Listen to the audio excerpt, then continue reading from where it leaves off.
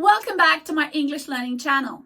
Today we are going to talk about some common vocabulary study mistakes that you should avoid at all costs when learning English as a second language.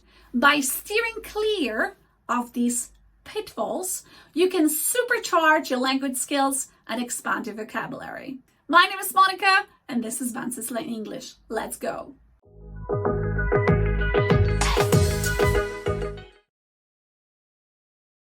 One major mistake to avoid is translating word for word from your native language to English. I often see students having a list of words on one side and translation on the other, and nothing else. It's not always possible to translate a word from your native language into English.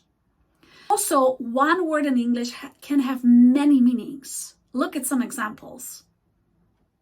Also, I found some translations are inaccurate and provide the wrong information because one word can have many meanings. So if you can, please avoid word-for-word translation. Instead, focus on understanding the meaning in English in context. Focus on how the word you're trying to learn is used and what it means in English. Pronunciation is crucial. Don't just memorize words or learn words without learning how to say them correctly. Pay attention to stress, intonation, and the sound of English to improve your speaking and listening skills. Now, there are many different pronunciations. You can use online dictionaries to listen to the standard British or standard American pronunciation of words. Here's the example.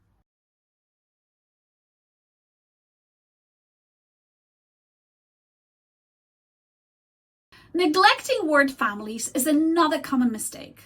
Words often have related forms like nouns and verbs and adjectives and adverbs, and learn these word families to expand your vocabulary efficiently. Don't just look at one word. See what all the words are related to that word. Look at that example.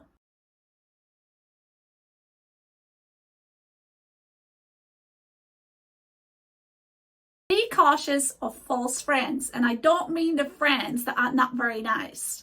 I mean the words that sound similar in your native language but have different meaning in English.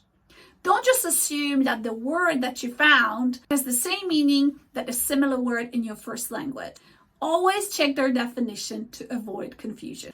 For example, if you come across the word bank in a sentence, don't just put, okay, this is what we translate bank. We have the same bank in our country. But bank can have two meanings. You need to know if it refers to the financial institution or the side of a river. Remember, words in English have many meanings. Don't just take the word and the translation, because you might match the wrong translation and you will not be able to remember the word without the context and without a sentence or the way it is used.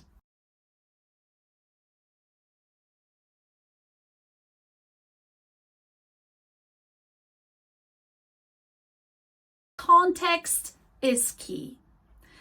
When we learn languages, we always talk about context. Don't study words in isolation. Learn them in meaningful sentences or paragraphs to understand how they are used naturally. In the context of learning a language, context refers to the surrounding words, phrases, situation. It's like the environment in which a word or a sentence exists. Understanding context is essential for language learners because it helps them interpret and use words accurately in different situations, conversations, and texts. By paying attention to the context, to the situation, to all these words around it, learners can avoid misunderstandings and communicate more effectively in the language they are learning. Don't isolate yourself from conversation. I know sometimes people say to me, I don't want to speak, Monica, because I feel shy, because my English is not good enough and people are going to laugh, etc. My experience is that most people really appreciate you making an effort and trying to speak with them in the target language. So engage with native speakers, engage with other fellow learners to practice using new words and context. Real life interactions will boost your confidence and will help your fluency. Phrasal verbs, expressions, and idioms are essential in English. Don't overlook them, don't ignore them. Understanding and using these expressions will make your English sound more natural and authentic. Some phrasal verbs and some idioms cannot be translated into other languages. Learn them in meaningful sentences or paragraphs to understand how they are used naturally. Use monolingual dictionaries, English dictionaries. Don't rely solely on abstract sentences or phrases that don't have practical use. For example, John likes to read crime stories. John is just, who's John? It's some sort of imaginary figure that you don't even know. Unless your brother is John or your husband is John, you can think of a John. But a John is just any John that you don't even know. And if you want to learn crime stories, but you don't like crime stories and you never read them, you have to make a sentence that means I don't like reading crime stories. It has to be a sentence that is relevant and meaningful to your life, to your situation. This way, you will remember them better and be able to use them in real life situations. So there you have it, some common vocabulary study mistakes to avoid. By steering clear of these pitfalls, you'll be on the right track to improve your English skills rapidly.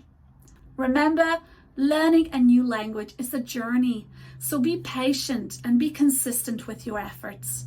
It takes time and it takes effort. Don't forget to like this video if you found it useful, subscribe to my channel and hit the bell icon for more language learning tips. Thanks for watching and I'll see you in the next video. Bye bye!